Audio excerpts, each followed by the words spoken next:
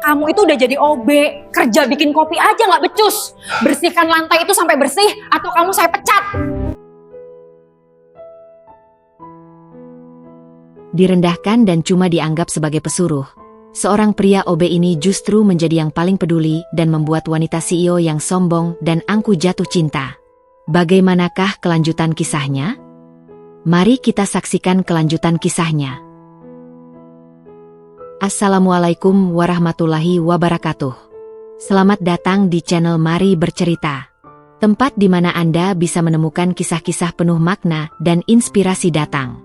Sebelum lanjut ke kisahnya, tulis dulu dari mana saja kota asal kalian di kolom komentar, agar Mimin tahu dari mana saja penikmat kisah inspiratif di channel Mari Bercerita. Jangan lupa like, komen, dan subscribe channel Mari Bercerita, agar tidak ketinggalan kisah-kisah penuh makna, inspirasi, dan pelajaran hidup yang menyentuh hati. Aktifkan juga lonceng notifikasinya. Mimin doakan agar kalian selalu diberi kesehatan, dilimpahkan rezekinya, dihindarkan dari segala bentuk hutang, dan selalu dalam lindungan Allah Subhanahu wa Ta'ala. Amin. Mari kita lanjut ke kisahnya. Sepatu hak tinggi bermerek stiletto milikku berdenting tajam di atas lantai marmer lobi PT Citra Media Raya. Suara itu adalah lonceng peringatan bagi setiap karyawan yang mendengarnya.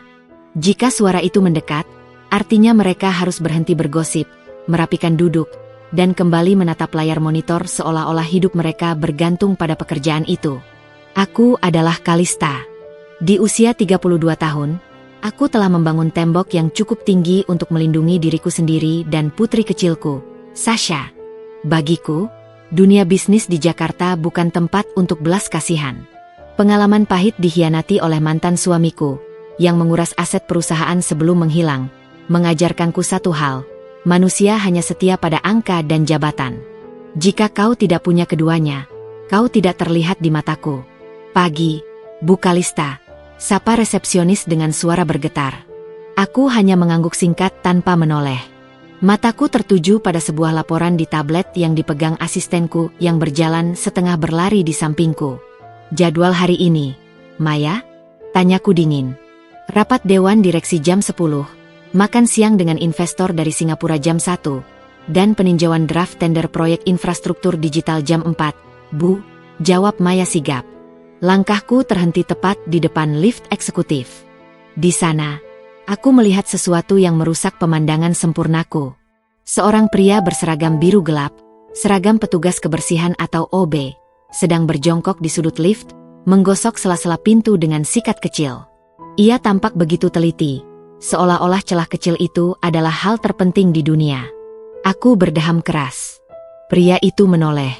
Namanya, jika aku tidak salah ingat dari laporan HRD yang sempat lewat di mejaku, adalah Baskara. Wajahnya tidak seperti kebanyakan OB yang biasanya tampak kuyu atau penuh keluhan. Ia memiliki rahang yang tegas dan tatapan mata yang aneh. Terlalu tenang.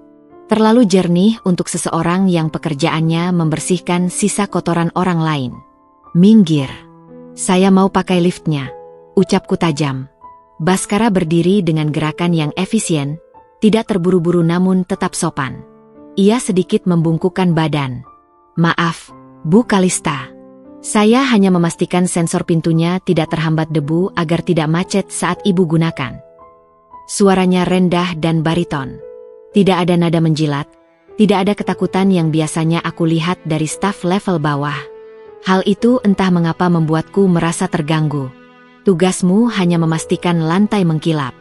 Jangan memberi saya penjelasan teknis yang tidak saya tanyakan. Balasku ketus sambil melangkah masuk ke dalam lift.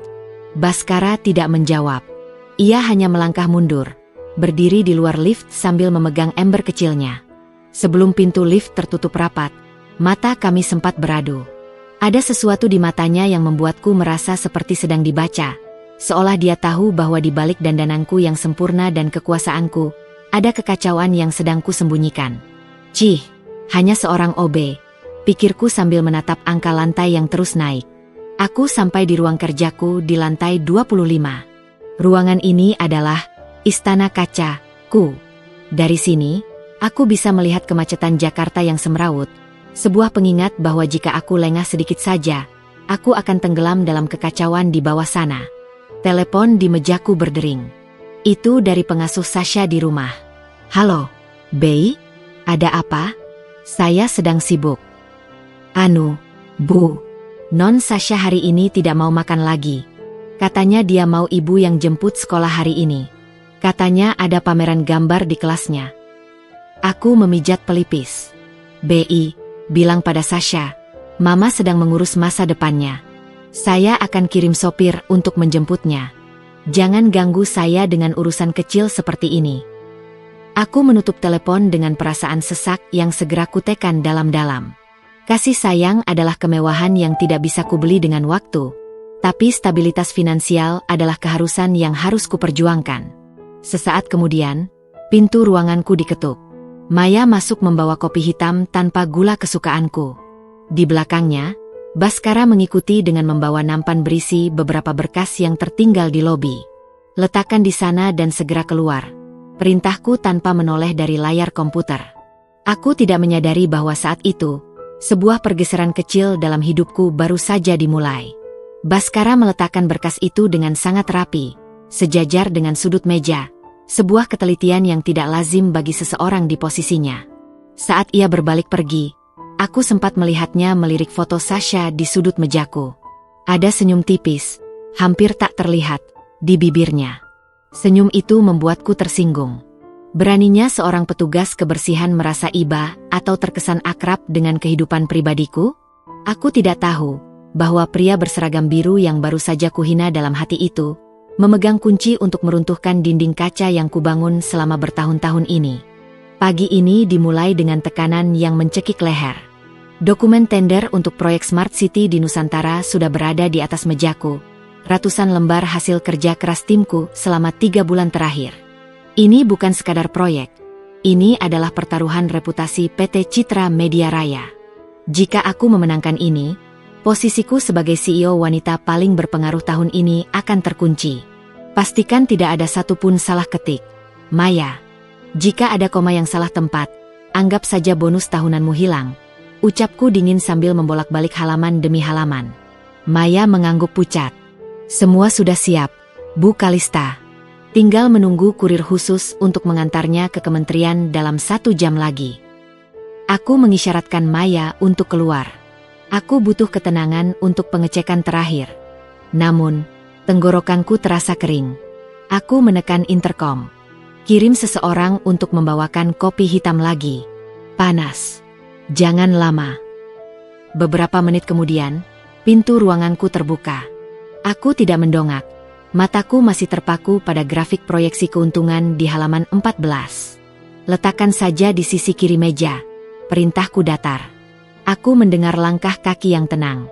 Bukan suara sepatu pantofel Maya yang terburu-buru, melainkan suara langkah kaki yang mantap namun halus. Aku tahu itu dia. Baskara. Aroma sabun karbol yang tipis namun bersih entah bagaimana menembus aroma parfum mahal di ruanganku. Baskara meletakkan cangkir porselen itu dengan sangat hati-hati. Namun, tepat saat ia hendak menarik tangannya, ponselku di atas meja bergetar hebat. Getarannya sangat kuat hingga menggeser posisi folder besar yang menumpuk di dekat cangkir. Refleks, aku menyambar ponsel itu karena melihat nama Sekolah Sasha di layar. Gerakan tiba-tibaku menyenggol lengan Baskara. Perang. Waktu seolah melambat. Cairan hitam pekat itu tumpah, menyebar seperti tinta jahat di atas kertas putih bersih dokumen tender asli yang hanya ada satu-satunya itu. Kertas-kertas itu menyerap cairan panas dengan cepat, mengubah angka-angka miliaran rupiah menjadi noda buram yang tak terbaca. Jantungku rasanya berhenti berdetak. Amarah yang mendidih naik dari perut hingga ke kepala, membuat pandanganku memerah. "Apa yang kau lakukan?" teriakku histeris. Aku berdiri hingga kursiku terpelanting ke belakang. Baskara terpaku sejenak, menatap noda itu. Tidak ada kepanikan yang berlebihan di wajahnya, dan itulah yang membuatku semakin murka. Ia tidak menangis, ia tidak gemetar. Ia hanya menatapku dengan mata tenang itu. "Maaf, Bu Kalista." Tadi guncangan dari ponsel ibu dan gerakan mendadak membuat posisi cangkirnya tidak stabil. "Mari saya bantu." "Bantu apa?" Kau mau bantu dengan tangan kotormu itu? Suaraku meninggi, cukup keras hingga beberapa staf di luar ruangan mulai mengintip dari balik kaca transparan. Kau tahu apa yang baru saja kau hancurkan? Ini bukan sekadar kertas. Ini harga diri perusahaan ini. Ini gaji untuk ratusan orang termasuk orang sepertimu. Baskara membungkuk untuk mengambil serbet di sakunya. Masih ada waktu 40 menit sebelum kurir datang. Jika ibu mengizinkan, saya bisa. Cukup. Aku menggebrak meja. Aku melangkah mendekatinya, memangkas jarak hingga aku bisa melihat pantulan diriku yang sedang kalap di matanya yang jernih. Kau hanyalah seorang OB, Baskara. Tugasmu itu level terendah di sini. Kau tidak punya otak untuk memahami betapa pentingnya dokumen ini. Kau hanya tahu cara memegang sapu, dan sekarang, kau bahkan tidak bisa memegang cangkir dengan benar. Aku mengambil tumpukan dokumen yang basah itu dan melemparnya ke dadanya. Lembaran-lembaran hitam itu jatuh berserakan di lantai, mengotori sepatunya. Keluar. Dan jangan pernah injakan kaki lagi di lantai ini. Aku akan memastikan HRD memecatmu tanpa pesangon. Orang miskin yang tidak punya rasa tanggung jawab sepertimu tidak layak ada di gedung ini. Para staf di luar terpaku. Suasana kantor mendadak hening seperti kuburan. Aku mengharapkan dia memohon, bersujud, atau setidaknya menunjukkan raut wajah hancur. Namun, Baskara justru melakukan sesuatu yang tak terduga. Ia berjongkok, mengumpulkan lembaran-lembaran kotor itu satu persatu dengan gerakan yang sangat sopan. Seolah ia sedang mengumpulkan benda berharga, bukan sampah. Setelah selesai, ia berdiri, menatapku lurus, dan membungkuk hormat. Saya minta maaf atas ketidaknyamanan ini, Bu Kalista. Saya akan menerima segala keputusan dari kantor. Ucapnya dengan nada suara yang tetap stabil, tanpa kebencian. Namun, jika boleh saya memberi saran, jangan biarkan amarah menghalangi ibu melihat solusi. Dokumen itu masih bisa dicetak ulang dari arsip digital dalam 10 menit jika ibu memerintahkan Maya sekarang. Setelah berkata begitu, ia berbalik dan berjalan keluar dengan punggung tegak. Ia tidak terlihat seperti pria yang baru saja dihina habis-habisan. Ia justru terlihat seperti seorang pemenang yang baru saja mengalah. Aku mematung di tengah ruangan. Napasku memburu. Kata-katanya benar. Aku bisa mencetaknya lagi. Tapi harga diriku yang tergores tidak bisa dicetak ulang. Kenapa aku merasa seolah-olah akulah yang terlihat kerdil di depan pria yang hanya memakai seragam biru itu? Aku menyambar telepon. Jemariku gemetar karena sisa amarah. Maya, masuk ke ruangan saya sekarang. Dan hubungi Hendra di HRD. Saya mau Baskara dipecat hari ini juga. Aku tidak tahu bahwa keputusan itu akan menjadi awal dari terbongkarnya rahasia yang akan menjungkirbalikkan duniaku. Keheningan di ruang kerjaku terasa menyesakan setelah badai amarah itu berlalu. Meskipun dokumen tender sudah dicetak ulang dan dikirim tepat waktu, rasa panas di dadaku belum juga padam. Aku berdiri di depan jendela kaca besar, menatap jalanan Jakarta yang merayap di bawah sana. Mengapa wajah OB itu, Baskara, masih membekas di benakku? Terutama tatapan matanya yang tidak menunjukkan rasa dendam sedikitpun. Bu Kalista, suara Maya memecah lamunanku. Ia berdiri di ambang pintu dengan wajah ragu. Pak Hendra dari HRD sudah memproses surat peringatan keras. Tapi, dia bilang belum bisa memecat Baskara secara sepihak karena alasan prosedur. Prosedur? Dia hanya OB. Maya, apa susahnya mendepak satu orang rendahan? Aku mendengus, kembali ke kursiku dengan kasar. Hendra bilang, Baskara punya catatan kerja yang sempurna tanpa celah selama 3 bulan ini. Tapi, ada hal lain, Bu. Jam sudah menunjukkan pukul 5 sore. Sopir ibu mengabari bahwa mobilnya terjebak macet total karena ada pohon tumbang di jalur menuju sekolah Sasha. Aku tersentak. Kepalaku langsung berdenyut. Lalu siapa yang menjemput Sasha? Sekolah sudah sepi jam segini. Sasha menelepon ke kantor tadi, tapi ibu sedang rapat tertutup. Katanya dia sudah bersama seseorang di taman belakang kantor. Jawab Maya pelan, seolah takut aku akan meledak lagi. Siapa? Baskara, Bu. Tadi Sasha tiba-tiba muncul di lobi karena diantar oleh guru sekolahnya yang kebetulan lewat daerah sini. Karena ibu tidak bisa dihubungi, Baskara yang menemaninya. Darahku mendidih lagi, tapi kali ini bercampur dengan rasa cemas. Tanpa berkata apa-apa, aku menyambar tas tanganku dan berlari menuju lift. Bagaimana mungkin pria yang baru saja kuhina habis-habisan berani mendekati putriku? Apakah dia sedang merencanakan balas dendam? Apakah dia akan menyakiti Sasha untuk membalas perbuatanku? Aku bergegas menuju taman belakang kantor. Sebuah area hijau kecil yang jarang dikunjungi staf kecuali untuk merokok atau sekadar mencari udara segar. Dari kejauhan, aku melihat mereka. Langkahku melambat. Sasha, putri kecilku yang biasanya pendiam dan sulit akrab dengan orang asing, sedang duduk di atas bangku kayu. Di sampingnya, Baskara masih mengenakan seragam biru yang sedikit kotor terkena tumpahan kopi tadi pagi. Namun, pemandangan itu tidak seperti yang kubayangkan. Baskara sedang melipat sesuatu dari kertas bekas. Sebuah pesawat kertas yang rumit. Nah, kalau sayapnya dilipat sedikit ke atas seperti ini, dia akan terbang lebih stabil melawan angin. Sasha, suara Baskara terdengar lembut, jauh lebih hangat daripada saat dia berbicara denganku. Sasha tertawa kecil. Suara yang jarang kudengar akhir-akhir ini. Wah, keren. Om Baskara kok tahu banyak soal pesawat? Kata Mama. Pesawat itu cuma urusan orang dewasa yang mau pergi rapat. Baskara tersenyum. Sebuah senyuman yang terlihat sangat tulus hingga membuat dadaku berdenyut aneh. Pesawat itu bukan cuma soal rapat, Sasha. Pesawat itu soal keberanian untuk terbang tinggi meskipun anginnya kencang. Sama seperti Sasha, harus berani ya. Mama selalu sibuk, gumam Sasha pelan sambil menunduk. Kadang Sasha merasa Mama lebih sayang sama dokumen-dokumen itu daripada sama Sasha. Aku terpaku di balik pilar besar. Kata-kata Sasha menghujam jantungku lebih tajam daripada pedang manapun. Kesuksesan yang kubangun, rumah mewah, mainan mahal, ternyata semua itu tidak bisa menutupi lubang di hati putriku. Baskara meletakkan tangannya dengan sangat sopan di bahu Sasha. Hanya sebentar, seolah memastikan Sasha merasa didukung. Mama bekerja keras untuk Sasha. Kadang orang dewasa lupa cara menunjukkan sayang karena mereka terlalu takut dunianya runtuh. Tapi Om yakin, di dalam tas Mama, pasti ada doa untuk Sasha setiap hari. Sasha mendongak. Benarkah? Tentu saja. Aku tidak bisa menahan diri lagi. Aku melangkah keluar dari bayang-bayang pilar. Sasha. Sasha menoleh dan langsung berlari memeluk kakiku.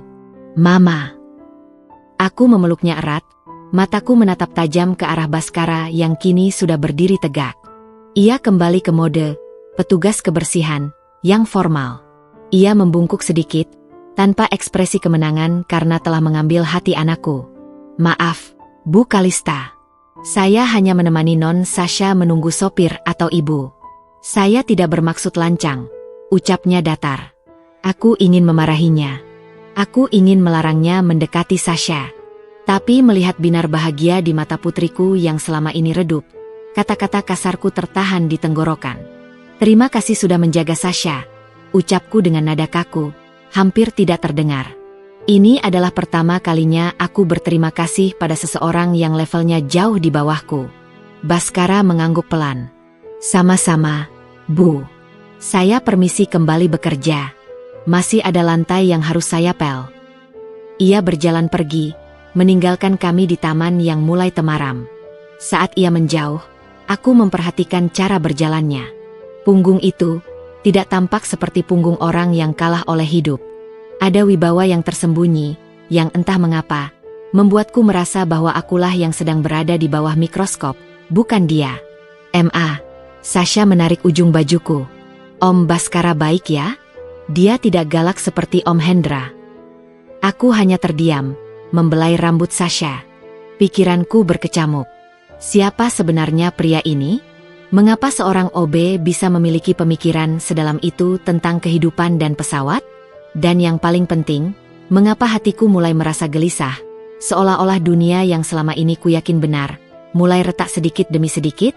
Malam itu, untuk pertama kalinya, aku tidak membuka laptop setelah sampai di rumah. Aku hanya duduk menemani Sasha menggambar pesawat kertas di tempat tidurnya. Namun, bayangan Baskara yang tenang di tengah hinaanku tadi pagi terus muncul. menuntut jawaban yang belum sanggup kutemukan. Pagi ini, suasana kantor terasa berbeda. Desas-desus tentang kejadian di taman kemarin sore rupanya menyebar lebih cepat daripada email memo internal. Aku bisa merasakan tatapan para staf yang berbisik-bisik saat aku melewati kubikel mereka. Namun, yang paling menggangguku bukanlah gosip itu, melainkan kehadiran Hendra, manajer HRD-ku, yang sudah berdiri di depan pintu ruanganku dengan wajah yang dibuat-buat prihatin. Hendra adalah tipe orang yang sangat kubenci namun kubutuhkan, penjilat yang efisien. Ia selalu tahu cara menyingkirkan kerikil di sepatuku sebelum aku sempat mengeluh. Bu Kalista, bisa bicara sebentar? Ini mendesak. Terkait insiden dan perilaku staf kebersihan yang kemarin, ujar Hendra sambil mengekor masuk ke ruanganku. Aku meletakkan tas di meja. Baskara maksudmu?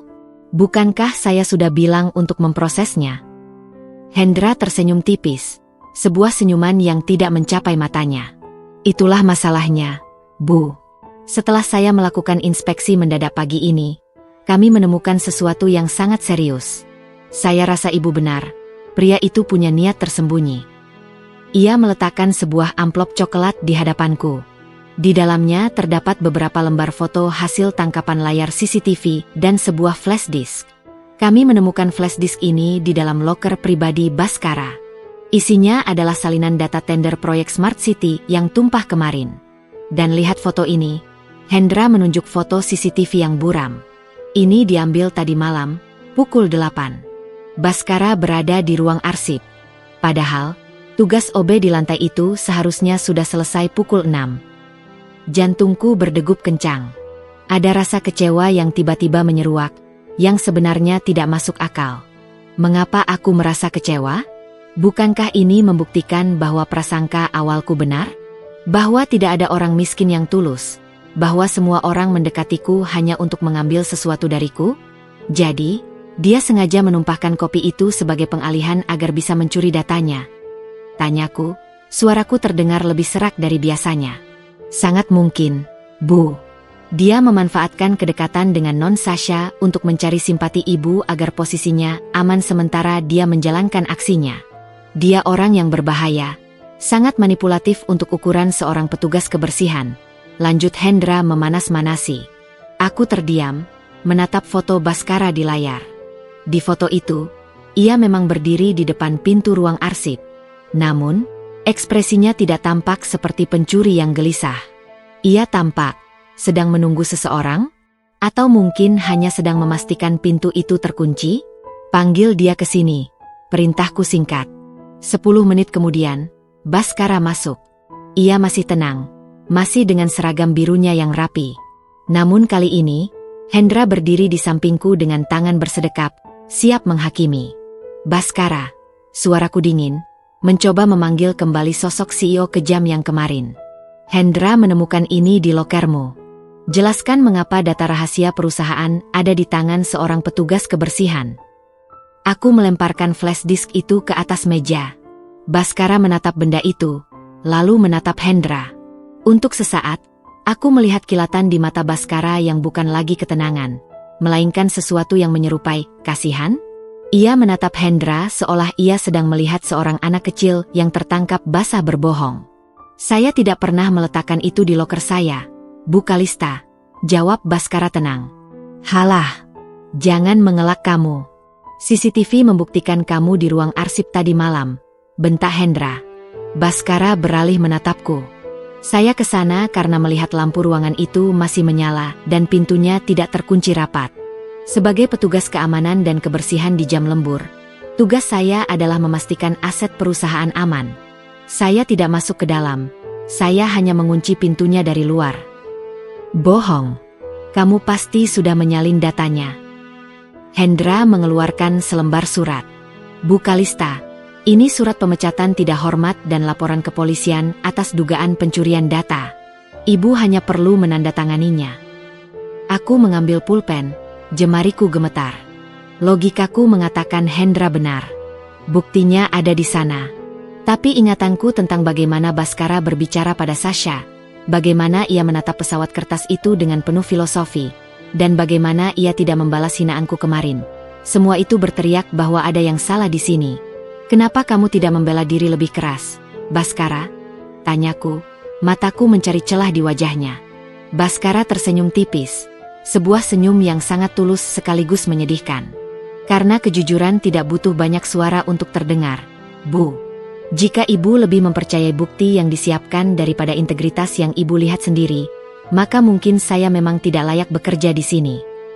Tanganku berhenti di atas kertas surat pemecatan itu. Kata, integritas, yang ia ucapkan terasa seperti tamparan. Tunggu, kataku pada Hendra. Saya tidak akan menandatangani ini sekarang. Saya mau memeriksa CCTV-nya sendiri, secara utuh. Bukan hanya potongan foto. Wajah Hendra mendadak berubah sedikit pucat. Tapi Bu, ini sudah jelas. Saya CEO-nya, Hendra. Saya yang memutuskan apa yang jelas dan apa yang tidak, potongku tajam. Baskara, kembali bekerja. Tapi kau berada dalam pengawasan ketat. Dan Hendra, berikan rekaman penuhnya ke ruangan saya dalam 1 jam. Baskara membungkuk hormat lalu keluar. Saat ia pergi, aku menyadari sesuatu. Aku tidak sedang membela Baskara. Aku sedang mencoba menyelamatkan diriku sendiri dari rasa bersalah jika ternyata aku menghancurkan orang yang salah. Namun, kegelisahan ini belum berakhir. Sore itu, sebuah pesan masuk ke ponselku. Dari sekolah Sasha. Ibu Kalista, Sasha mendadak pingsan di kelas setelah jam olahraga. Kami sedang membawanya ke klinik sekolah. Mohon segera datang. Duniaku runtuh seketika. Lupakan soal tender. Lupakan soal Baskara, lupakan soal pengkhianatan. Aku berlari keluar ruangan, tidak menyadari bahwa di luar sana, badai Jakarta sedang mengamuk, dan nasib putriku sebentar lagi akan bergantung pada pria yang hampir saja kupecat. Duniamu bisa runtuh hanya dalam hitungan detik. Kabar tentang Sasha pingsan membuat lututku lemas. Aku berlari melewati lorong kantor tanpa mempedulikan tatapan heran para staf. Lift terasa bergerak sangat lambat. Dan setiap detiknya terasa seperti siksaan. Maya, batalkan semua rapat. Saya harus ke sekolah Sasha sekarang. Teriakku sambil terus menekan tombol lobi. Namun, Jakarta punya caranya sendiri untuk menghukum mereka yang sedang terburu-buru. Begitu aku keluar dari lobi, pemandangan di depan mataku adalah mimpi buruk.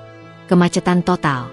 Hujan deras yang mengguyur sejak siang menyisakan genangan air tinggi di beberapa titik. Dan sebuah truk mogok tepat di perempatan utama depan kantor. Klakson bersahutan, menciptakan simfoni stres yang memekakkan telinga. Sial. Sial. Aku memukul kemudi mobilku di basemen. Sopirku belum kembali dari bengkel, dan jika aku menyetir sendiri sekarang, aku hanya akan terjebak dalam jebakan logam ini selama berjam-jam. Aku keluar dari mobil dengan kalap, mencoba mencari taksi atau ojek online, tapi layar ponselku hanya menunjukkan pesan, driver tidak tersedia. Aku berdiri di pinggir jalan, membiarkan rambut dan blazer mahalku mulai basah oleh tempias hujan, merasa benar-benar tidak berdaya. Di tengah ribuan orang di gedung ini, aku merasa sendirian. Tiba-tiba, suara deru mesin motor yang khas terdengar di dekatku. Sebuah motor bebek tua, tapi suaranya terdengar sangat terawat, berhenti tepat di depanku. Itu Baskara. Ia mengenakan jas hujan plastik murahan warna bening di atas seragam birunya. Bu Kalista, naiklah. Mobil tidak akan bisa menembus perempatan depan sampai 2 jam ke depan, ucapnya tegas. Tidak ada keraguan dalam suaranya. Baskara? Tapi... Aku melihat motornya yang kecil dan basah. Ego dalam diriku sempat berontak. Bagaimana mungkin seorang CEO PT Citra Media naik motor bebek di tengah hujan bersama seorang OB? Sasha tidak punya waktu untuk ego ibu sekarang. Potongnya tajam. Matanya menatapku lurus melalui kaca helm yang terbuka. Naik, atau ibu akan menyesal. Kalimat itu meruntuhkan pertahananku. Aku menyambar helm cadangan yang ia sodorkan dan duduk di jok belakang yang sempit. Aku terpaksa memegang bahunya agar tidak terjatuh. Bahu itu terasa keras dan stabil, seperti batu karang di tengah badai. Baskara memacu motornya. Ia tidak berkendara seperti tukang ojek pada umumnya. Ia sangat mahir menyelip di antara celah-celah mobil yang rapat dengan perhitungan yang presisi. Ia tahu jalan-jalan tikus, ganggang sempit yang becek, bahkan menaiki trotoar saat keadaan benar-benar buntu. Hujan menerpa wajahku, melunturkan riasan mahalku, tapi aku tidak peduli. Aku hanya terus merapal doa untuk Sasha. Di tengah guncangan motor, aku menyadari sesuatu. Baskara tidak sedikit pun tampak panik. Ia mengendalikan motor itu dengan ketenangan seorang pilot profesional. Kita hampir sampai, Bu. Pegangan yang kuat. Terangnya saat kami melompati sebuah genangan air cukup tinggi. Hanya butuh 15 menit bagi Baskara untuk mencapai sekolah Sasha. Perjalanan yang normalnya memakan waktu 1 jam jika menggunakan mobil dalam kondisi seperti ini. Saat kami sampai di klinik sekolah, aku langsung melompat turun bahkan sebelum motor berhenti sempurna. Aku menemukan Sasha terbaring lemah di ranjang klinik dengan wajah pucat pasi. Seorang dokter sekolah sedang memeriksanya. Dia mengalami dehidrasi berat dan kelelahan. Bu Kalista. Sepertinya dia kurang asupan nutrisi beberapa hari ini dan stres emosional memperburuk kondisinya. Untung ibu cepat sampai. Kita harus segera memindahkannya ke rumah sakit untuk observasi lebih lanjut, jelas dokter itu. Aku terduduk di samping Sasha, menggenggam tangannya yang dingin. Maafkan Mama, sayang. Maafkan Mama. Saat itulah aku melihat Baskara berdiri di ambang pintu klinik. Ia masih basah kuyup. Air menetes dari jas hujannya ke lantai. Ia tidak masuk, hanya berdiri di sana memastikan kami baik-baik saja. Saat mata kami bertemu, ia hanya mengangguk kecil.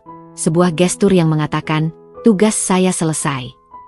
Baru kali ini aku melihat seorang pria melakukan sesuatu yang begitu besar untukku tanpa mengharapkan pujian atau imbalan. Ia bahkan tidak mendekat untuk mengingatkanku bahwa dialah yang menyelamatkan waktu berhargaku. Baskara. Panggilku saat ia hendak berbalik. Ia berhenti. Terima kasih. Benar-benar, terima kasih. Ia tersenyum tipis, jenis senyum yang sama yang ia berikan pada Sasha di taman. Anak-anak adalah harta yang tidak punya cadangan, Bu. Jangan sampai kehilangan mereka demi mengejar sesuatu yang bisa dicetak ulang. Ia kemudian pergi, menghilang di balik tirai hujan dengan motor tua itu. Aku menatap punggungnya dengan perasaan yang campur aduk. Rasa bersalah karena hampir memecatnya tadi pagi terasa lebih menyesakkan daripada polusi Jakarta. Siapa sebenarnya Baskara? Seorang OB tidak mungkin memiliki navigasi mental sekuat itu. Seorang OB tidak mungkin memiliki ketenangan sedingin itu di bawah tekanan. Dan yang paling mencurigakan, saat aku memegang bahunya tadi, aku sempat melihat jam tangan yang ia kenakan di balik lengan jas hujannya yang tersingkap. Sebuah jam tangan tua, tapi aku mengenali modelnya. Itu adalah jam tangan edisi terbatas yang hanya dimiliki oleh para kolektor kelas atas. Misteri tentang Baskara kini jauh lebih besar daripada sekadar urusan dokumen tender yang tumpah. Dan aku bersumpah, setelah Sasha sembuh, aku akan mencari tahu siapa sebenarnya pria yang baru saja menyelamatkan duniaku ini.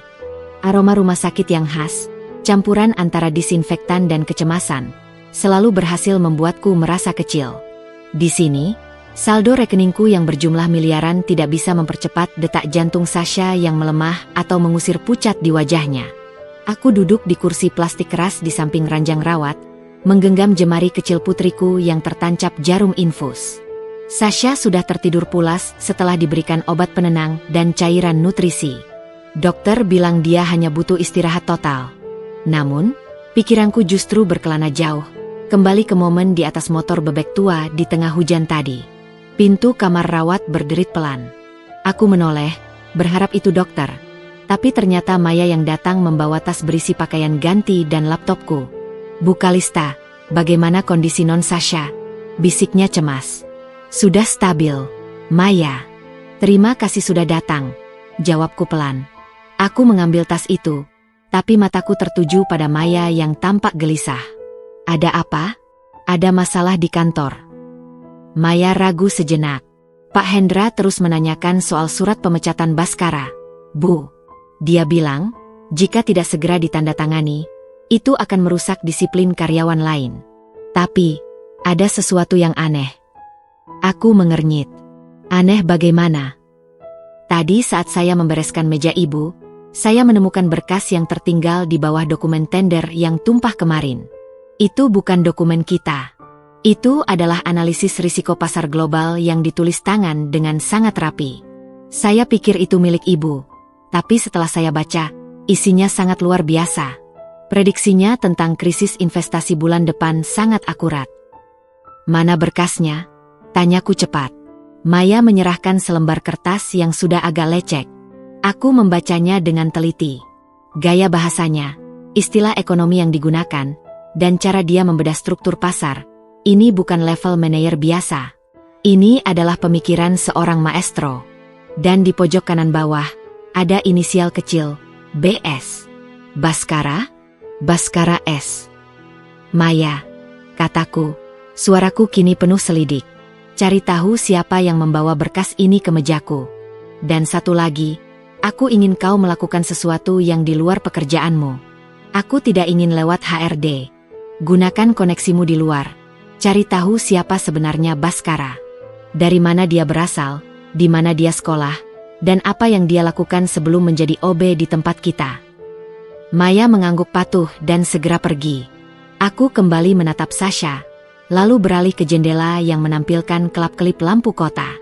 Baskara adalah sebuah teka-teki yang mulai mengganggu stabilitas duniaku. 2 jam kemudian, saat malam semakin larut, aku mendengar suara ketukan halus di pintu. Aku mengira itu suster, tapi saat pintu terbuka, aku melihat sosok tinggi berdiri di sana. Baskara. Ia sudah berganti pakaian. Bukan lagi seragam biru atau jas hujan plastik, melainkan kemeja flanel sederhana dan celana jeans. Ia membawa sebuah kantong plastik kecil. Maaf mengganggu, Bu Kalista. Saya hanya ingin memastikan keadaan Non Sasha sebelum saya pulang. Ucapnya rendah.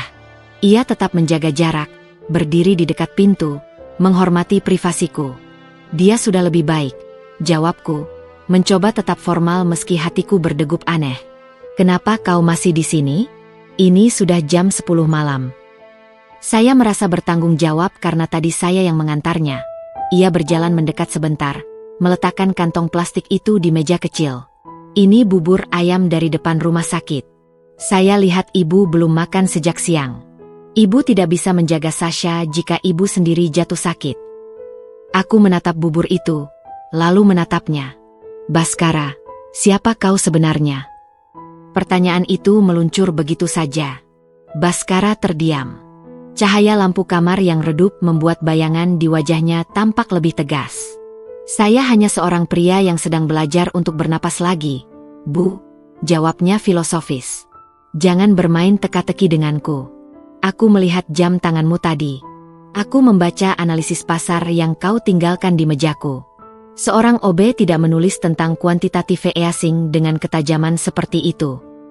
Baskara tersenyum, tapi kali ini senyumnya terasa getir.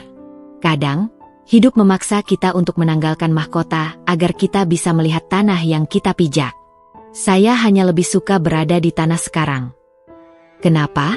Apa kau melarikan diri dari hukum? Atau kau seorang penipu? Tanyaku tajam, mencoba memancingnya. Baskara menatapku langsung ke mataku. Tidak ada ketakutan, hanya kedamaian yang mendalam. Saya tidak melarikan diri dari apapun kecuali keserakahan yang hampir membunuh jiwa saya. Makanlah buburnya, Bu Kalista. Saya permisi. Ia berbalik dan keluar sebelum aku sempat bertanya lebih jauh. Aku berdiri, hendak mengejarnya, tapi suara lenguhan kecil dari Sasha menghentikanku. "Ma, Om Baskara ya?" Tanya Sasha dengan mata setengah terbuka. "Iya, sayang. Dia cuma mampir."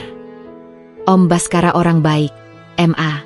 Dia bilang, orang yang paling kuat itu bukan yang paling galak, tapi yang paling bisa memaafkan. Gumam Sasha sebelum kembali terlelap. Aku terduduk kembali di kursi. Kata-kata Sasha dan jawaban Baskara berputar-putar di kepalaku. Aku membuka bubur yang dibelinya. Masih hangat.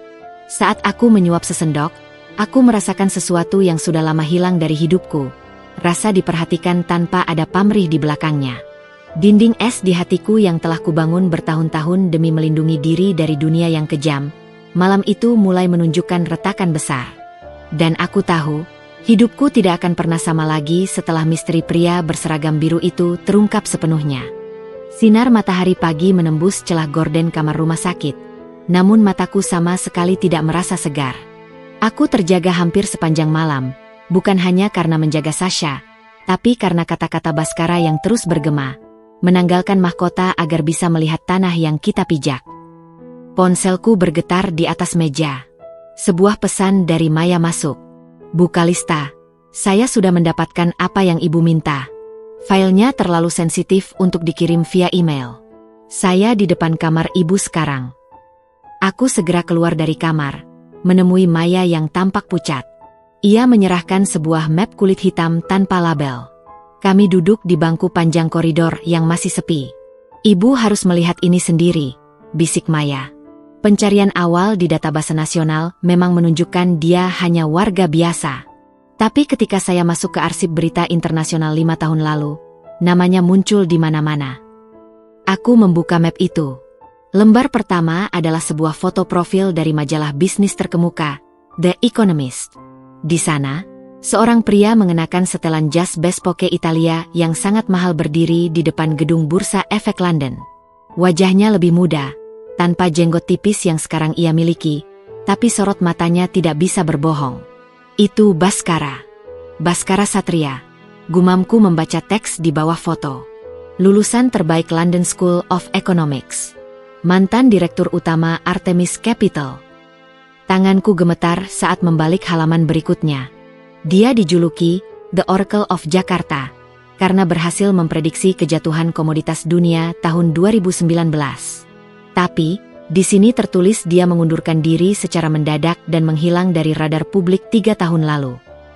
Maya mendekat, suaranya semakin rendah. Saya menemukan laporan internal yang tidak pernah dipublikasikan. Baskara mengundurkan diri setelah membongkar skema pencucian uang raksasa yang melibatkan petinggi politik dan pemilik modal di perusahaannya sendiri. Dia menolak menandatangani laporan palsu meskipun diancam akan dibunuh. Dia kehilangan segalanya, harta, reputasi, dan bahkan keluarganya dalam sebuah kecelakaan yang dikabarkan adalah sabotase, tepat setelah dia keluar. Aku menutup map itu dengan keras. Napasku terasa sesak. Jadi, pria yang kemarin kuhina sebagai sampah masyarakat, pria yang kusuruh membersihkan tumpahan kopi di sepatuku, adalah pria yang memiliki integritas yang jauh melampaui siapapun yang pernah kutemui. Ia bukan sedang jatuh miskin. Ia sedang memilih untuk hidup tanpa kepalsuan dunia yang hampir menghancurkan jiwanya. Bu, lanjut Maya. Ada satu hal lagi. Saya memeriksa data CCTV penuh yang ibu minta kemarin. Tentang tuduhan Pak Hendra. Maya membuka tabletnya, memutar rekaman video dari sudut yang berbeda. Di sana terlihat jelas, Hendra masuk ke ruang arsip sebelum Baskara datang. Hendralah yang meletakkan flash disk itu di laci yang sering digunakan Baskara. Lalu ia sengaja mematikan lampu agar Baskara, sebagai OB yang rajin, datang untuk mengecek. Hendra menjebaknya. Desisku. Amarah kini membakar dadaku. Tapi kali ini bukan amarah pada Baskara, melainkan pada diriku sendiri yang begitu buta. Panggil Hendra ke kantor jam 9 nanti. Jangan beritahu dia apapun. Perintahku tajam. Dan cari tahu di mana Baskara tinggal sekarang. Siang harinya, setelah dokter mengizinkan Sasha pulang dengan pengawasan suster di rumah, aku tidak langsung ke kantor. Aku mengikuti alamat yang diberikan Maya. Sebuah gang sempit di daerah padat penduduk di pinggiran Jakarta. Mobil Alpharku tidak bisa masuk. Aku terpaksa turun dan berjalan kaki, melewati jemuran warga dan anak-anak yang bermain di selokan. Di ujung gang, ada sebuah rumah kontrakan kecil yang sangat bersih. Di terasnya yang sempit, terdapat banyak tanaman hias dalam pot-pot plastik yang tertata rapi. Baskara sedang duduk di sana, sedang memperbaiki sebuah radio tua milik tetangganya. Ia melihatku, tapi tidak ada keterkejutan di wajahnya. Ia seolah sudah menduga aku akan datang. Mobil ibu terlalu mencolok untuk lingkungan ini, Bu Kalista, ucapnya tanpa berdiri, namun tetap sopan. Kenapa, Baskara? Tanyaku langsung, mengabaikan debu yang menempel di sepatuku. Kenapa orang seperti Anda memilih menjadi OB di perusahaan saya? Anda bisa membeli perusahaan saya jika Anda mau menggunakan otak Anda untuk kembali ke dunia itu. Baskara meletakkan obengnya. Ia berdiri dan menatap ke arah langit yang tertutup kabel-kabel listrik yang semrawut. Dulu, saya punya segalanya, tapi saya tidak punya waktu untuk melihat matahari terbenam. Saya punya kekuasaan, tapi saya tidak bisa tidur nyenyak karena tangan saya harus menjabat orang-orang yang mencuri hak rakyat. Menjadi OB membuat saya merasa berguna secara nyata. Saya membersihkan kotoran yang bisa dilihat mata. Itu jauh lebih mudah daripada membersihkan kotoran di dunia korporat. Aku terdiam, merasa sangat kerdil. Hendra memfitnahmu. Aku tahu itu sekarang. Aku sudah memecatnya pagi ini secara tidak hormat. Baskara hanya mengangguk pelan. Hendra hanya orang yang ketakutan. Bu, orang yang takut kehilangan jabatan biasanya akan melakukan apa saja. Sama seperti ibu dulu. Dulu? Tanyaku. Ibu yang sekarang bukan lagi Kalista yang saya temui di hari pertama. Kalista yang sekarang sudah mulai memiliki mata. Aku melangkah mendekat. Baskara, kembali ke kantor. Bukan sebagai OB. Saya butuh seseorang yang punya integritas seperti Anda. Saya butuh rekan, saya butuh Anda. Baskara menatapku lama, mencari kejujuran di mataku. Saya tidak butuh jabatan, Kalista. Tapi jika ibu butuh seseorang untuk menjaga agar perusahaan itu tidak kehilangan jiwanya, saya akan pertimbangkan. Saat itu, di tengah gang sempit yang panas, aku menyadari bahwa definisi kesuksesan yang selama ini kupegang teguh telah hancur berkeping-keping. Pria di depanku ini tidak punya apa-apa secara materi jika dibandingkan denganku, tapi dialah orang terkaya yang pernah kukenal. Pagi ini, lobi PT Citra Media Raya mencekam.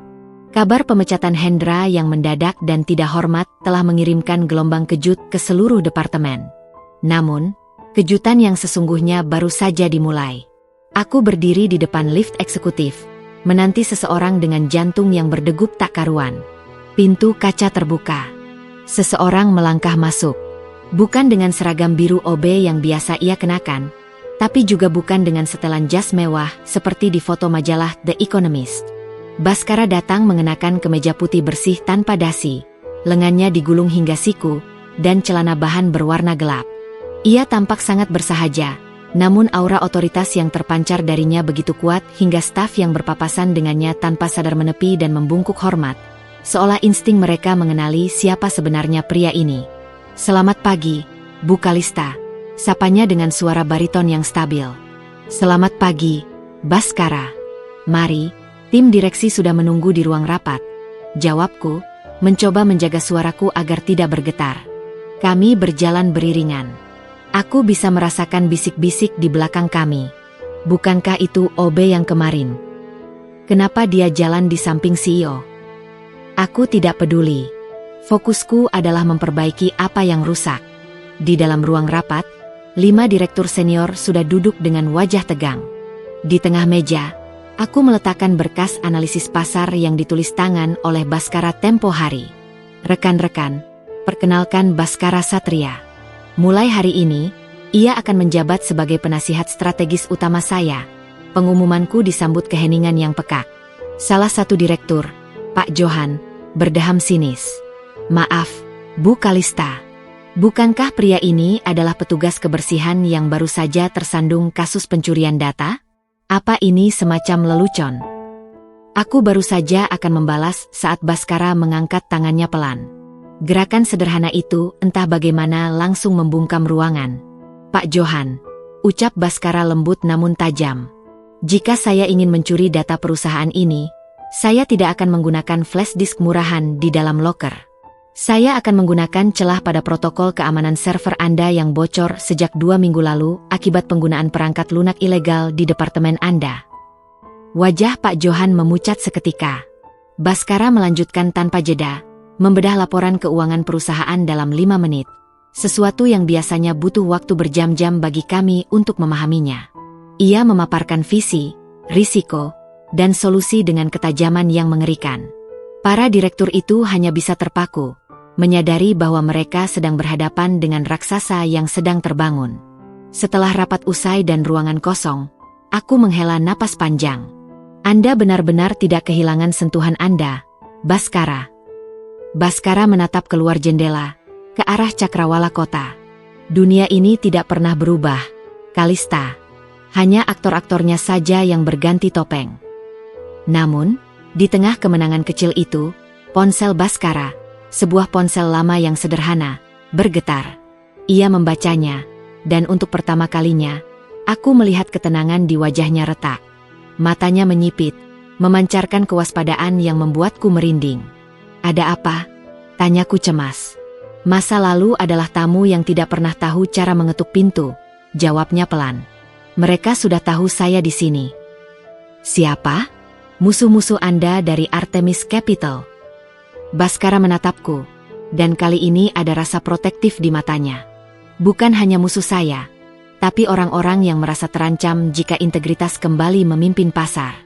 "Kalista, dengan membawa saya kembali ke cahaya, Anda baru saja menarik perhatian para hiu ke arah perusahaan ini." Tiba-tiba, Maya masuk dengan terburu-buru tanpa mengetuk pintu.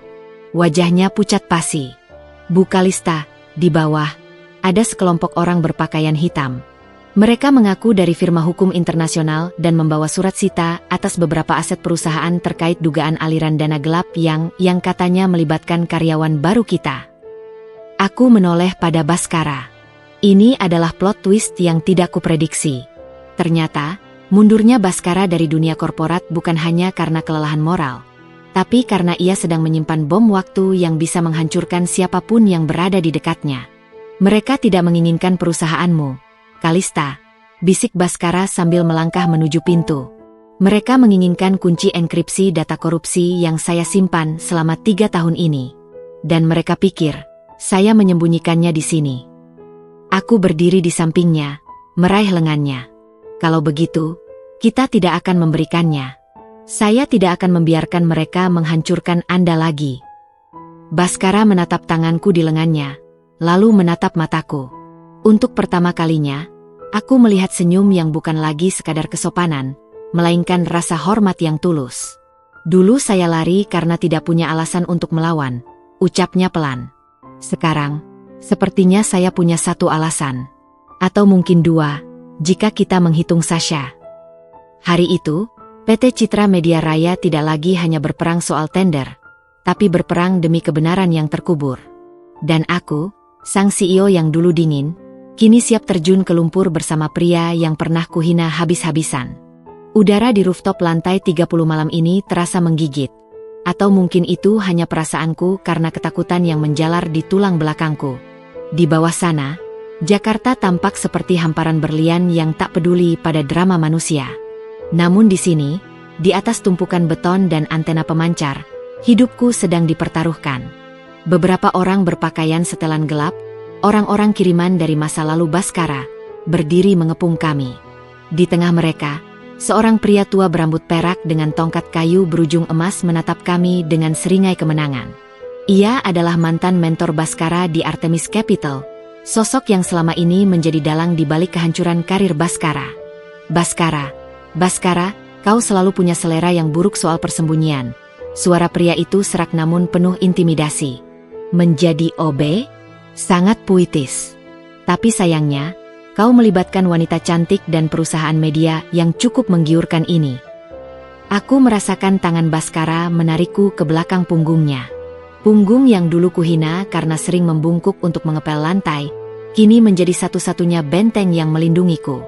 "Biarkan Kalista pergi, Pak Pramono. Dia tidak tahu apa-apa soal kunci enkripsi itu," ucap Baskara.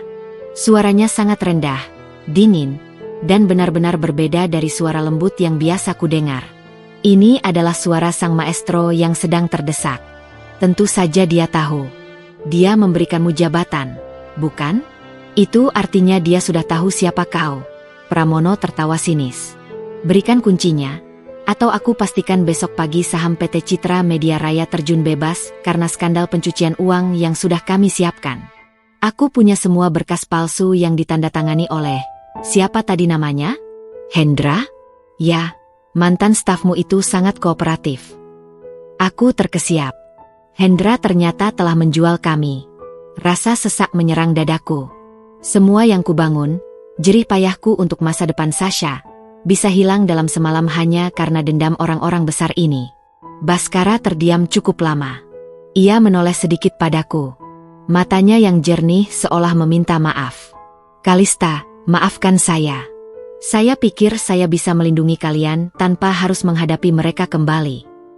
Jangan minta maaf, bisikku, meremas ujung kemejanya. Lakukan apa yang harus kau lakukan. Baskara kemudian merogoh saku celananya. Ia mengeluarkan sebuah kalung perak dengan liontin kecil berbentuk kunci tua yang berkarat.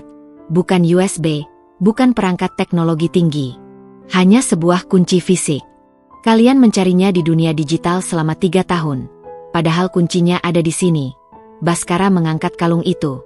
Ini adalah kunci kotak deposit di sebuah bank tua di Zurich. Di dalamnya ada buku catatan fisik tentang setiap transaksi gelap yang kalian lakukan.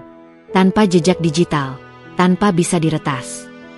Mata Pramono berbinar rakus. Berikan padaku. 1 syarat, ujar Baskara tegas. Keluarkan semua data palsu tentang perusahaan Kalista. Dan bersumpahlah kau tidak akan pernah menyentuh keluarga ini lagi. Kau tidak dalam posisi untuk tawar-menawar, Baskara. Oh, saya ada dalam posisi itu. Baskara melangkah 1 kaki ke tepi pagar rooftop. Jika saya melompat sekarang, kunci ini akan hancur atau hilang di kegelapan bawah sana. Dan lokasi bank itu akan ikut terkubur bersama saya. Kau tidak akan pernah tahu nama banknya, karena nama itu hanya ada di kepala saya. Jantungku hampir copot. Baskara, jangan. Situasi menjadi sangat tegang. Para pengawal Pramono bergerak maju, tapi Pramono mengangkat tangannya, memerintahkan mereka berhenti. Ia tahu Baskara tidak sedang menggertak. Baskara adalah tipe pria yang akan menghancurkan dirinya sendiri demi prinsip. Dalam hening yang mencekam itu, aku melihat Baskara memejamkan mata sejenak. Ia tidak tampak takut. Ia tampak lelah. Lelah menjadi buronan. Lelah menjadi pahlawan yang disalahpahami. Baskara, lihat aku, teriakku, mengabaikan moncong senjata yang mungkin sedang membidik kami dari jauh. Kau bilang kau ingin melihat tanah yang kau pijak. Kau bilang kau ingin belajar bernapas lagi. Jika kau melompat, kau membiarkan mereka menang. Kau membiarkan kegelapan itu menang. Baskara menoleh padaku. Angin kencang mempermainkan rambutnya. Aku bukan lagi CEO yang dingin itu, Baskara. Kau yang mengubahku. Kau yang mengajariku bahwa integritas itu mahal. Jangan tinggalkan aku dan Sasha sekarang. Air mataku jatuh, hangat di tengah udara malam yang dingin. Kilatan di mata Baskara berubah. Kelelahan itu perlahan digantikan oleh sesuatu yang baru. Sesuatu yang disebut harapan. Ia menarik kakinya dari tepi pagar. Tiba-tiba, suara helikopter mendekat dan lampu sorot menyinari rooftop. Di saat yang sama, pintu akses rooftop didobrak oleh tim kepolisian dan satuan khusus. Maya telah melakukan tugasnya dengan sempurna. Ia menghubungi pihak berwenang tepat setelah aku memberinya sinyal darurat dari ponselku. Jangan bergerak. Kepolisian RI. Pramono dan anak buahnya tidak punya pilihan. Mereka terkepung. Saat Pramono digiring pergi, ia sempat menatap Baskara dengan kebencian murni. Namun Baskara hanya menatapnya dengan rasa kasihan yang sama saat ia menatap Hendra tempo hari. Setelah area dinyatakan aman, Baskara berjalan mendekatiku. Ia tampak gemetar untuk pertama kalinya. Tanpa pikir panjang, aku menghambur ke pelukannya. Aku tidak peduli pada protokol perusahaan. Aku tidak peduli pada pandangan polisi yang berlalu lalang. Terima kasih karena tidak melompat, bisikku di dadanya. Baskara membalas pelukanku. Tangannya yang kasar namun hangat mengusap rambutku. Sasha benar. Ibu adalah orang yang paling kuat. Terima kasih telah memberikan saya alasan untuk tetap menginjak bumi. Di atas puncak gedung itu, di tengah hiruk-pikuk sirene polisi, aku menyadari bahwa pengakuan terbesar malam ini bukanlah soal kunci enkripsi atau skandal korupsi. Pengakuan terbesar itu adalah bahwa aku, Kalista, telah jatuh cinta pada pria yang pernah kuhina habis-habisan. Pria yang mengajariku bahwa martabat tidak terletak pada jabatan, tapi pada seberapa berani kita mempertahankan kebenaran di tengah badai. Pagi ini, lobi utama PT Citra Media Raya dipenuhi oleh karangan bunga dan puluhan wartawan dari berbagai media ekonomi dan nasional. Suasananya jauh berbeda dari ketegangan yang terjadi di rooftop beberapa malam lalu. Hari ini adalah hari di mana aku memutuskan untuk meruntuhkan dinding kaca terakhir yang masih tersisa di hatiku. Aku berdiri di balik panggung aula besar kantor, merapikan blazer berwarna biru langit, warna yang sengaja kupilih sebagai bentuk penghormatan pada seragam yang pernah dikenakan seseorang. Di sampingku, Sasha berdiri dengan gaun putih kecilnya, menggenggam tanganku erat. Ia tampak sangat antusias, matanya berbinar menatap pintu masuk. "Mama, Om Baskara sudah datang," tanyanya untuk ke-10 kalinya. "Sabar, sayang. Sebentar lagi," jawabku sambil mengecup keningnya. Lalu, pintu aula terbuka. Baskara melangkah masuk. Ia tidak mengenakan seragam biru, tapi juga tidak tampil berlebihan. Ia mengenakan setelan jas abu-abu gelap yang pas di tubuhnya, memperlihatkan bahu tegap yang selama ini tersembunyi. Namun, yang paling mencolok bukan pakaiannya, melainkan ketenangan yang dibawanya. Ia berjalan melepaskan senyum kepada para staf kebersihan yang menyapanya dengan ragu. Ia menyalami mereka satu persatu, tanpa jarak, tanpa sekat. Aku melangkah ke podium. Riuh rendah suara wartawan seketika hening. "Selamat pagi rekan-rekan semua." Suaraku terdengar lebih stabil dari yang kubayangkan. Selama bertahun-tahun, saya memimpin perusahaan ini dengan keyakinan bahwa angka dan jabatan adalah satu-satunya ukuran kesuksesan. Saya membangun tembok tinggi karena saya takut akan pengkhianatan. Namun, hidup baru saja memberi saya pelajaran paling berharga melalui cara yang tidak pernah saya duga. Aku menarik napas panjang, menatap Baskara yang berdiri di baris depan. Beberapa waktu lalu, saya melakukan kesalahan besar. Saya menghina seorang pria yang saya anggap rendahan, hanya karena seragam yang ia kenakan. Saya buta terhadap integritasnya karena mata saya tertutup oleh kesombongan. Hari ini, saya berdiri di sini bukan hanya untuk memperkenalkan rekan baru, tapi untuk memperkenalkan sosok yang telah menyelamatkan nyawa putri saya, integritas perusahaan saya, dan yang paling penting, jiwa saya. Aku memberi isyarat agar Baskara naik ke panggung. Saat ia melangkah naik, riuh tepuk tangan menggema. "Perkenalkan, Baskara Satria." Beliau bukan hanya akan menjabat sebagai Chief Operating Officer, COO, baru di PT Citra Media Raya, tetapi mulai hari ini, ia adalah bagian dari keluarga saya. Beliau adalah pria yang membuktikan bahwa kebahagiaan sejati tidak diukur dari seberapa tinggi kita duduk, tapi seberapa dalam kita bisa peduli pada sesama. Baskara menerima mikrofon. Ia tidak memberikan pidato ekonomi yang rumit. Ia hanya menatap para karyawan, dari manajer hingga petugas kebersihan yang berdiri di sudut ruangan. "Saya pernah berada di puncak, dan saya pernah berada di titik di mana hanya sapu dan pel yang menemani saya," ucap Baskara dengan nada yang menenangkan. "Di kedua tempat itu, saya belajar hal yang sama. Kita semua adalah manusia yang sama-sama berjuang. Di perusahaan ini, tidak akan ada lagi yang disebut orang kecil. Semua orang yang bekerja dengan jujur adalah pahlawan bagi kita." Setelah acara formal usai, kerumunan wartawan mulai menyingkir. Aku, Baskara, dan Sasha berdiri di balkon lantai atas yang menghadap ke arah kota. Tidak ada lagi pengejaran, tidak ada lagi fitnah, tidak ada lagi ketakutan akan masa lalu. Pramono dan kelompoknya kini harus mempertanggungjawabkan perbuatan mereka di pengadilan berkat barang bukti yang diserahkan Baskara. "Jadi, Tuan CEO," godaku sambil menyandarkan punggung di pagar balkon, "apakah kau masih merindukan motor bebek tua dan jas hujan plastik itu?" Baskara tertawa, tawa yang lepas dan ringan.